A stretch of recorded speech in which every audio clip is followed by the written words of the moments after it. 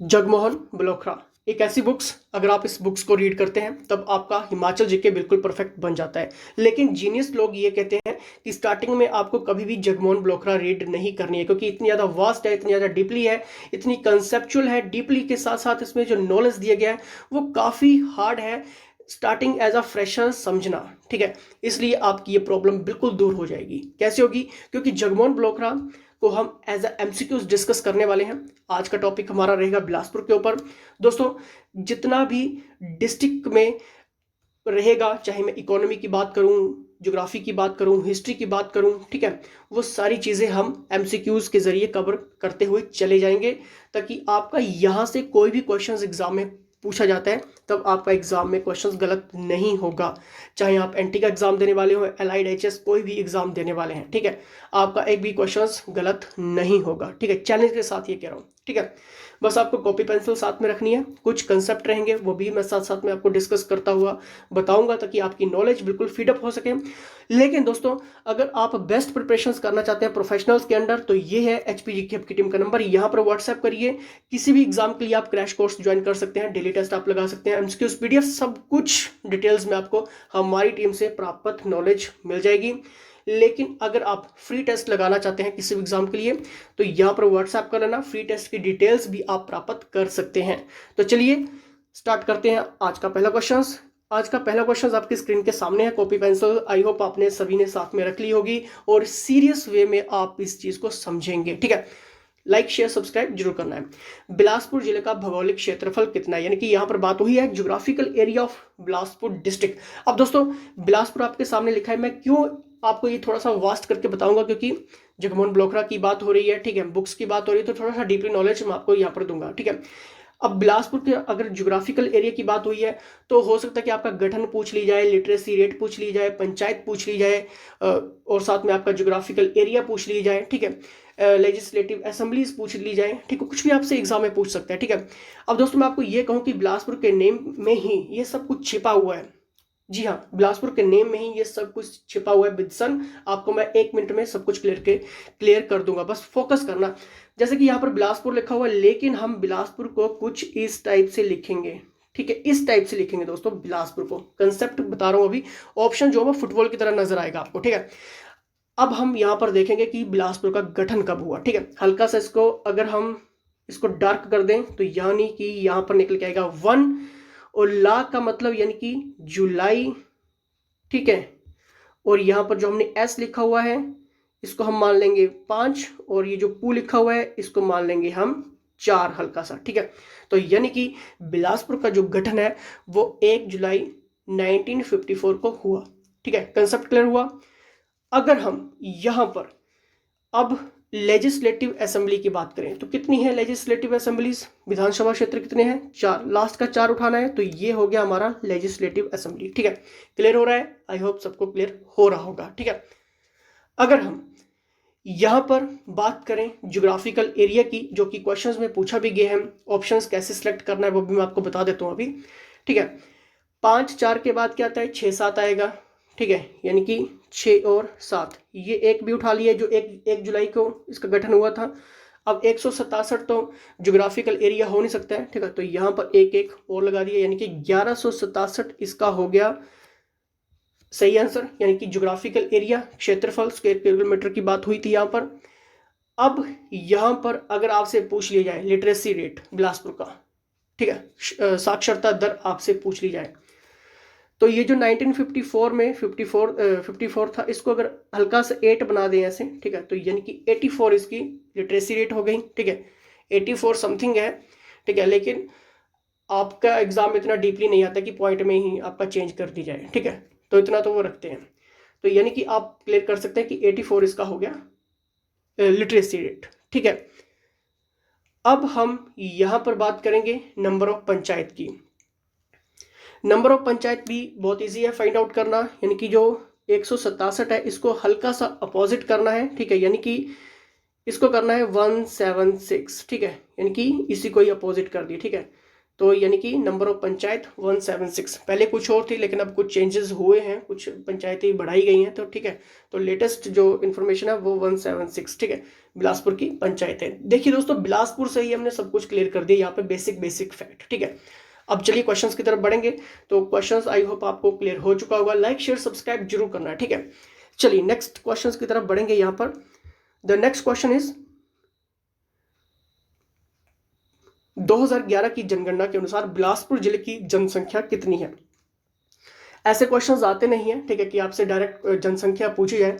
हो सकता है हमारी टीम से कुछ गलत अपडेशंस हो गई होगी इस क्वेश्चन को लेकर, लेकिन आता नहीं है। पॉपुलेशन डायरेक्ट डिस्ट्रिक्ट की कभी पूछी नहीं गई, ठीक है। लेकिन थोड़ा सा मैं आपको यहाँ पर गेस वर्क दे देता हूँ कि बिलासपुर की जब भी बात आएगी तो 3 लाख में आपको याद रखना है, ठीक है, कि 3 लाख समथिंग है। बाकी तो आपको क्लियर होगा। ऐसा नहीं होगा कि 3 लाख में ही आपका चेंजिंग कर दी जाएगी। 956 है तो 957, 58, 59, ऐसा नहीं होता कभी भी। ऐसे ही पूछा जाएगा 3 लाख, 4 लाख, 6 लाख, 5 लाख, 2 लाख, इस तरह से पूछा जाएगा। तो 3 लाख में आपको हमेशा याद रखना है कि बिलासपुर की जनसंख्या है 3,81,000 समथिंग, ठीक है। चलिए नेक्स्ट यहाँ पर देखते हैं। 2011 की जनगणना के अनुसार प्रति वर्ग किलोमीटर जनसंख्या का घनत्व कितना है। यानी कि दोस्तों यहाँ पर डेंसिटी ऑफ पॉपुलेशन की बात हुई है। और सच मानिए 2011 की जनगणना की जब भी हम बात करते हैं, सेंसस की बात करते हैं, तो वहां से डायरेक्ट क्वेश्चंस आपके एग्जाम में होता है। चाहे मैं हाई लेवल के एग्जाम की बात करूं या फिर मेंस की एग्जाम की बात करूं। अगर दोस्तों आप मेंस में जब भी लिखने बैठे हो, ठीक है, अगर फिगर एक्यूरेट फिगर आप लिखते हैं, ठीक है, क्वेश्चंस का थोड़ा सा अगर आप जितने वर्ड्स में पूछा गया, अगर आप अपनी बात को उतनी वर्ड्स में कंप्लीट करते हैं लेकिन बिल्कुल एक्चुअल फैक्ट के साथ कंप्लीट करते हैं, तो जो आपका एग्जामिनर चेकर होता है दोस्तों, तो वो काफ़ी वेल प्रिपेयर्ड होते हैं दोस्तों, ठीक है। अगर आपको उनको सेटिस्फाइड करना है तो आपको कुछ डिजिट्स वगैरह, एक्यूरेट फिगर्स वगैरह लिखनी पड़ती हैं, ठीक है। पॉइंट्स आपको ज़्यादा मिलेगा, ठीक है। रामायण तो वहाँ पर आपको लिखनी नहीं है कि बहुत कुछ लिख दिया, ठीक है, क्योंकि ये बोर्ड के एग्जाम तो है नहीं, ठीक है, गेस्टेड ऑफिसर एग्जाम है, ठीक है। The right answer is option number C की 327 पर्सन पर किलोमीटर, ठीक है। चलिए नेक्स्ट यहाँ पर देखते हैं। 2011 की जनगणना के अनुसार बिलासपुर की साक्षरता दर कितनी है। अभी मैंने आपको क्लियर किया है, जल्दी से बताना है, जल्दी से सोचना है, किसी का भी क्वेश्चन गलत नहीं होना चाहिए। लाइक शेयर सब्सक्राइब जरूर करना है। और दोस्तों, लेक्चर्स की पीडीएफ आपको टेलीग्राम ग्रुप्स में मिलेगी।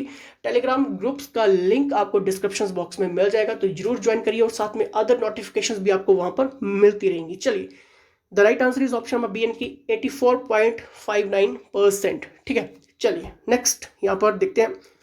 बिलासपुर जिले का गठन किस वर्ष किया गया था। अब दोस्तों जल्दी से आपने बताना है, क्योंकि मैंने आपको स्टार्टिंग में ये कंसेप्ट समझा दिया है, ठीक है। जल्दी से 3 सेकंड सभी के पास रहते हैं। The right answer is option number B यानी कि 1954। चलिए नेक्स्ट यहाँ पर देखते हैं। किस जिले में 2 पनबिजली परियोजनाएं, भाखड़ा बांध और कोल बांध एक नदी पर बनाया गया है। वेरी वेरी इंपॉर्टेंट क्वेश्चंस दोस्तों। जब भी हम हाइड्रो प्रोजेक्ट की बात करते हैं तो डायरेक्ट क्वेश्चंस होते हैं, लेकिन यहाँ पर समझने वाली बात यह है कि जब भी कोल बांध की बात आएगी तो कुछ कंसेप्ट यहाँ पर बनता है कि इसकी मेगावाट कितनी है। 800 मेगावाट आपको याद रखना है, बिलासपुर में है, और साथ साथ में सतलुज नदी के ऊपर ये बना हुआ है, और ये बना है NTPC, ठीक है। और साथ में एक और NTPC की फुल फॉर्म भी आपके एग्जाम में बनती है, साथ साथ में लिखते रहिए, नेशनल थर्मल पावर कॉरपोरेशन। अगर हम बात करें कि किसकी सहयोग से बना है, किसका हेल्प की बात करें या फिर सहयोग की बात करें, ठीक है, तो यहाँ पर आपको देश का नाम है रूस, ठीक है, ये याद रख लेना, क्योंकि डायरेक्ट क्वेश्चन होता है। अगर आप मेंस में लिखने बैठे और अगर हाइड्रो प्रोजेक्ट से रिलेटेड किसी के बारे में पूछ लिए, अगर आप लिख देते हैं इन सब चीज़ों को, तो एग्जामिनर को आप सेटिस्फाइड भी कर सकते हैं, ठीक है। चलिए, तो इसका सही आंसर क्या होगा, ऑप्शन नंबर सी यानी कि बिलासपुर। बिलासपुर से विधानसभा की सीटें कितनी हैं। अब दोस्तों मैं आपको बताऊंगा कि इसकी सीटें कितनी हैं, लेकिन उससे पहले आप अपने दिमाग में सोचिए, जल्दी से करिए, क्योंकि मैं आपको स्टार्टिंग में ये सारी चीज़ें क्लियर कर चुका हूँ। बताइए। The right answer is option number C यानी कि 4। देखिए दोस्तों कैसे क्वेश्चंस के आंसर निकलते हैं जल्दी से जल्दी। लेकिन अब यहाँ पर बात करेंगे बिलासपुर जिले में कितनी तहसीलें, उप तहसीलें हैं। डायरेक्ट क्वेश्चन बनेगा। Right answer is option number C यानी कि 4। ये आपको याद रखना है, ठीक है। यानी कि विधानसभा सीटें, या फिर मैं बात करूं तहसील, सब तहसील, 4 सेम, ठीक है। चलिए, बिलासपुर में कितनी पंचायतें हैं। अकॉर्डिंग टू ऑप्शंस गलत लग रहा है, जैसे कि मैंने अभी आपको क्लियर किया है, 176 आपको याद रखना है लेटेस्ट, ठीक है। चलिए नेक्स्ट, बिलासपुर का पारंपरिक नाम इम्पोर्टेंट। अब देखिए दोस्तों, बिलासपुर का जब भी पारंपरिक ट्रेडिशनल नेम की बात आती है तो कुछ राजा हैं जो इम्पोर्टेंट हैं, जो आपको समझने हैं। ठीक है, मैं सभी राजा को वन बाई वन कवर करके बताऊंगा, लेकिन दोस्तों किंग्स इतने हैं कि उनके वर्किंग इतना ज़्यादा आपको रीड नहीं करना है। ठीक है, या फिर उनके लेकिन किसी भी राजा की इम्पोर्टेंट खासियत ये होती है कि उसका जो वर्क है वो कितना फेमस हुआ, उसके काल में ऐसा कौन सी चीज़ें हुई। ठीक है, वो सारी चीज़ें मैं आपको बताऊंगा यहाँ पर। अब दोस्तों मैं यहाँ पर बात करूँ बीरचंद की, साथ साथ में नोट डाउन करते रहिए क्योंकि इम्पोर्टेंट है। बीरचंद इम्पोर्टेंट है। 900 ईस्वी में इसने क्या किया था कि कहलूर की स्थापना की थी। किसकी स्थापना की थी इसने? कहलूर की। ठीक है, कहलूर की स्थापना की।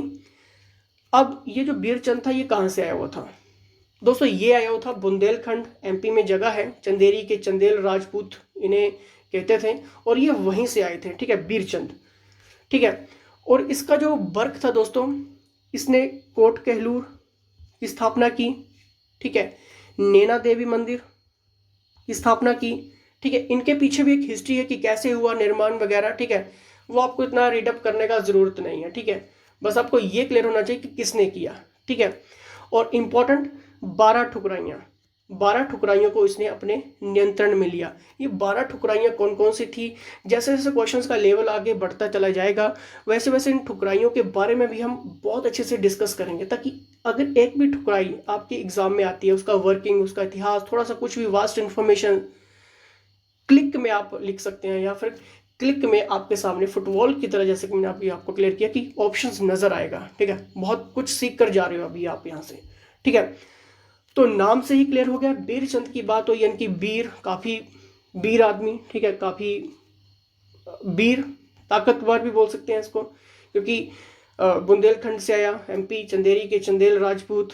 ठीक है, इसने कोट कहलूर किला बना दिया, नैना देवी मंदिर इसका निर्माण किया, 12 ठुकराइयों को अपने नियंत्रण में लिया। तो वीर, यानी कि वीर चंदेल नाम से भी थोड़ा सा आप कंसेप्ट बना सकते हैं। ठीक है, चलिए नेक्स्ट यहाँ पर देखते हैं। तो दोस्तों इसका सही आंसर क्या होगा जल्दी से बताना है। The right answer is option number C, यानी कि कहलूर। ठीक है, बिलासपुर का पारंपरिक नाम क्या था? कहलूर, और मैंने कहलूर की स्थापना बीरचंद ने की थी। ठीक है, चलिए नेक्स्ट यहाँ पर देखते हैं कहलूर रियासत के संस्थापक कौन है और इसकी स्थापना कब हुई, अब बताना है। ठीक है, अभी मैंने क्लियर किया है, ऑप्शंस आपके सामने हैं। The right answer is option number C, यानी कि राजा बीरचंद 900 AD। ठीक है, आई होप सबका आंसर सही हुआ होगा, और जो मैं करवा रहा हूँ आपको क्लियर भी हो रहा है। क्लियर हो रहा है तो जल्दी से लाइक कर दीजिए। ठीक है, चलिए नेक्स्ट यहाँ पर देखते हैं। राजा बीरचंद राज्य की राजधानी है। अब दोस्तों यहाँ पर राजा बीरचंद की बात हो रही है। ठीक है, कुछ इंपॉर्टेंट पॉइंट्स हैं जो आपको क्लियर करने पड़ेंगे, क्योंकि यहाँ से आपका कंसेप्ट क्लियर होना चाहिए। राजा बीरचंद राज्य की राजधानी है। The right answer is option number C, यानी कि कोट कहलूर। ठीक है, उसने क्या किया था? कोट कहलूर किला उसने ही तो बनाया था। ठीक है, लेकिन कौन सी पहाड़ी के ऊपर बनाया था? क्योंकि जैसे कि आपको क्लियर है कि बिलासपुर जो है वो सतपुड़ा या फिर 7 राज्यों के लिए, 7 पहाड़ियों के लिए जाना जाता है। ठीक है, उन पहाड़ियों के बारे में भी मैं आगे थोड़ा सा आपको बताऊंगा। ठीक है, कि उन पहाड़ियों की विशेषता क्या थी, उन पहाड़ियों के ऊपर क्या क्या चीज़ें बनाई गई थी, फेमस चीज़ें, जैसे कि नैना देवी मंदिर कौन सी पहाड़ी पे था, आपका कोट कहलूर, ठीक है, किला कौन सी पहाड़ी के ऊपर था। तो आपको थोड़ा सा और ज़्यादा बेसिक यहाँ से पता चलता है। ठीक है, डीपली के साथ साथ आपका नॉलेज भी आपकी वास्ट होती है। ठीक है, और साथ में आपको बहुत सारी सेंस आपकी ओपन होती है। ठीक है, चलिए नेक्स्ट यहाँ पर देखते हैं। राजा ज्ञानचंद के शासन के दौरान जब कहलूर मुगलों के शासन में आया था। अब दोस्तों यहाँ पर एक चीज़ क्लियर हो गई कि राजा ज्ञानचंद, अब ये ज्ञानचंद की बात हो रही है। ठीक है, कोई किंग है। ठीक है, अभी तो मैं यही बोलूँगा ज्ञानचंद राजा। अब इसका भी कुछ काम रहा होगा, कुछ इसके भी वर्किंग पीरियड रहे होंगे। चलिए देखते हैं इसके बारे में क्या क्या इंफॉर्मेशन निकल के आती है। अब देखिए राजा ज्ञानचंद की बात हो रही है। अब दोस्तों नाम से ही कुछ ज्ञानचंद, इसका नाम कुछ इंटेलिजेंट आदमी लग रहा है। ठीक है, लेकिन कहते हैं ना कि जो इंटेलिजेंट मतलब जिसका नाम कुछ ऐसा लेकिन उसके काम वैसे नहीं। ठीक है, उसके कर्म वैसे नहीं, तो कुछ ऐसा ही ये ज्ञानचंद था।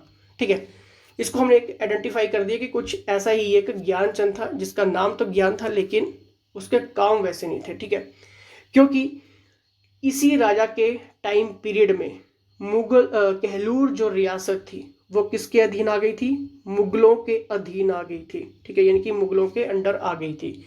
ठीक है, और इसी ज्ञानचंद ने मुस्लिम धर्म को अपनाया था।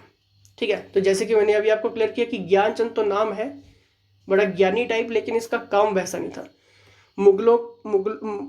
कहलूर रियासत के ऊपर कब्जा मुगलों का हो गया, मुस्लिम धर्म को इसने अपना लिया। 3 बेटे थे इसके ज्ञानचंद के। ठीक है, उनके नाम थे राम और भीम, जिन्होंने मुस्लिम धर्म को अपनाया, लेकिन एक इसका लड़का था बीकचंद। ठीक है, जिसने हिंदू धर्म को अपनाया। अब थोड़ा सा बीकचंद के बारे में आपको थोड़ा सा बता देता हूँ, इतना इंपॉर्टेंट नहीं है। उसने क्या किया था कि कोट कहलूर से अपनी राजधानी जो थी वो कहाँ पर ले गया था? सुनहानी में ले गया था। ठीक है, अब वहां से कौन वापस लाया था वो भी मैं आपको आगे बता दूंगा। ठीक है, बस अभी आप ज्ञानचंद के बारे में इतना रीड करिए। ठीक है, मुगलों का कब्जा हो गया इसके ऊपर, कहलूर के ऊपर। मुस्लिम धर्म को इसने अपना लिया ज्ञानचंद ने। 3 बेटे थे, 2 ने मुस्लिम धर्म अपना लिया, लेकिन एक ने हिंदू धर्म अपनाया, जिसका नाम बीकचंद था, जो कि कोट कहलूर से अपनी राजधानी सुनहानी उसने कर ली थी। उसका इतना ही काम हुआ था। ठीक है, तो इसका सही आंसर क्या होगा? ऑप्शंस नंबर सी, यानी कि 1550 एडी में। ठीक है, जब मुगलों के शासन में हुआ था। ठीक है, राजा ज्ञानचंद के शासन के दौरान जब कहलूर मुगलों के शासन में आया था, यानी कि 1550 की ये बात है। ठीक है, चलिए नेक्स्ट यहां पर देखते हैं। जब राजा बीकचंद की यहां पर बात हो रही है, ने अपनी राजधानी को कोट कहलूर से बदलकर सुनहानी कर दिया था। ठीक है, जैसे कि मैंने अभी आपको क्लियर किया कि ये बीकचंद कौन था। यहाँ पर थोड़ा सा टाइपिंग में मिस्टेक है, आप इसे बीकचंद रीड करिए। ठीक है, the right answer is option number 1660 AD में। ठीक है, चलिए नेक्स्ट यहां पर देखते हैं। जब कहलूर के दीपचंद शासक ने अपनी राजधानी को सुनहानी से ब्यास गुफा में स्थानांतरित कर दिया। अब जैसे कि मैंने आपको क्लियर कर दिया कि बीकचंद तो ले गया था कोट कहलूर से अपनी राजधानी सुनहानी में। ठीक है, अब दीपचंद ये भी एक राजा था बिलासपुर का। ठीक है, अब इस दीपचंद ने क्या किया? जैसा नाम, काम भी इसके अच्छे थे। ठीक है, दीप। ठीक है, इसने पहले क्या किया? 1654 में अपनी राजधानी सुनहानी से बदलकर ब्यास गुफा भी बोलते हैं, ब्यासपुर, बिलासपुर। ठीक है, उसमें इसने की। बिलासपुर शहर की स्थापना किसने की थी? दीपचंद ने की थी। ठीक है, जैसा नाम इसके ऊपर शूट हो रहा है। ठीक है, यानी कि बिलासपुर शहर की इसने स्थापना की दीपचंद ने। इसने एक प्रथा भी चलाई थी, कुछ प्रथाएं चलाई थी इसने। कौन कौन सी थी? जैसे कि राजा को जय देवा बोलना। ठीक है, राणा को राम राम बोलना। ठीक है, मियाँ को जय जय बोलना। ठीक है, ये कुछ इसकी प्रथाएं थी। और औरंगजेब ने 5 लाख का वीरता पुरस्कार भी इस दीपचंद को दिया था। क्यों दिया था? सेना में बढ़िया काम किया था। ठीक है, जो उसकी सेना थी उसने बढ़िया काम किया था, इसलिए खुश होकर औरंगजेब ने 5 लाख का इनाम भी इस दीपचंद को दिया था। ठीक है, तो चलिए नेक्स्ट यहां पर बात करेंगे। The next question is the right, इसका सही आंसर होगा 1653। ठीक है, कई बार 54 भी आपके एग्जाम में आता है, तो कंफ्यूज नहीं होना है। ठीक है, चलिए नेक्स्ट। किस आधार पर कहलूर राज्य का नाम बिलासपुर रखा गया? अब यहां पर समझने वाली बात है कि किस आधार पर कहलूर राज्य का नाम बिलासपुर रखा गया। मैंने अभी आपको क्लियर किया दीपचंद के बारे में कुछ, कि दीपचंद ने 1654 में अपनी राजधानी सुनहानी से बदलकर कहां पर ले गया था? ब्यास गुफा, ब्यासपुर, बिलासपुर। ठीक है, कुछ भी ऑप्शन में हो सकता है।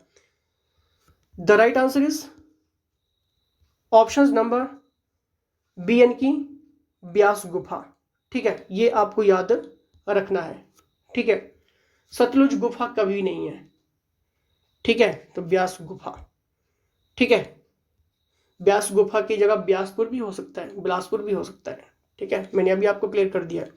बिलासपुर की शहर की स्थापना भी दीपचंद ने की थी। ठीक है। धौलरा स्थान का निर्माण किसने किया? इसने बिलासपुर गांव की स्थापना की। ठीक है। अब बिलासपुर गांव की स्थापना की बात हो रही है, बिलासपुर की स्थापना की बात हो रही है, Deepchand, option number C right answer. ठीक है। 1656 ईस्वी में बिलासपुर राज्य पर अधिकार कर लिया। अब वेरी वेरी इंपॉर्टेंट। ठीक है। अब दोस्तों बिलासपुर राज्य पर अधिकार कर लिया किसने किया था? इंपॉर्टेंट दोस्तों, जब भी इस टाइप का क्वेश्चन आपके एग्जाम में बनता है तब आपको याद रखना है भीमचंद के बारे में। आखिर ये भीमचंद कौन था? दोस्तों भंगाणी साहिब का युद्ध। ठीक है, भंगाणी साहिब का युद्ध से क्वेश्चन बनता है।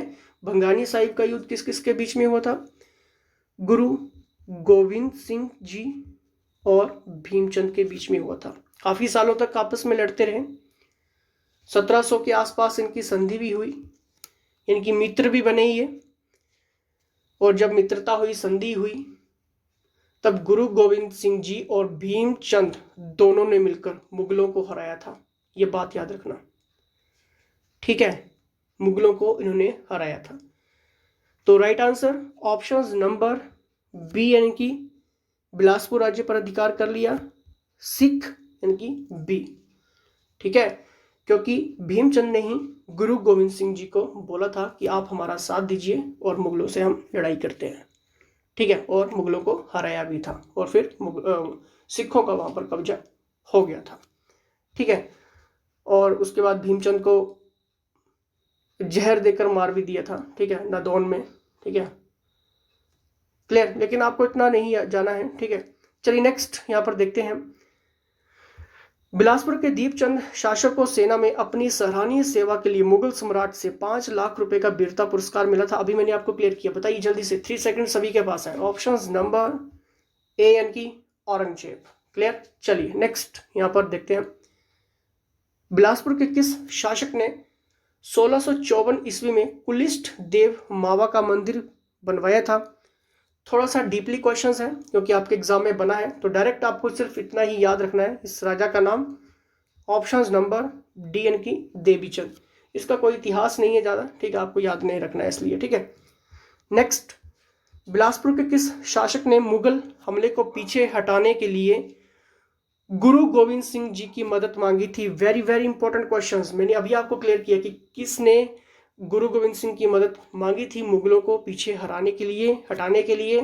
The right answer is option number B यानी कि भीमचंद। आपको याद रखना है। ठीक है, तो चलिए नेक्स्ट यहाँ पर क्वेश्चंस के ऊपर बढ़ेंगे। तो केवल इतने ही क्वेश्चंस इंक्लूड किए गए थे। अब दोस्तों आपको क्या करना है, यहाँ पर आपको व्हाट्सएप करना है 82।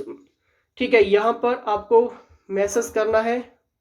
ठीक है, और आप फ्री टेस्ट की डिटेल्स के साथ साथ अदर नोटिफिकेशंस की डिटेल्स भी आप प्राप्त कर सकते हैं। क्रैश कोर्स भी चल रहे हैं, उन सभी की डिटेल्स आप प्राप्त कर सकते हैं यहाँ पर व्हाट्सएप करके।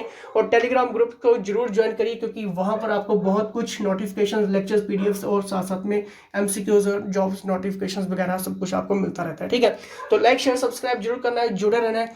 तो फिलहाल दोस्तों इसी के साथ जय हिंद, जय हिमाचल।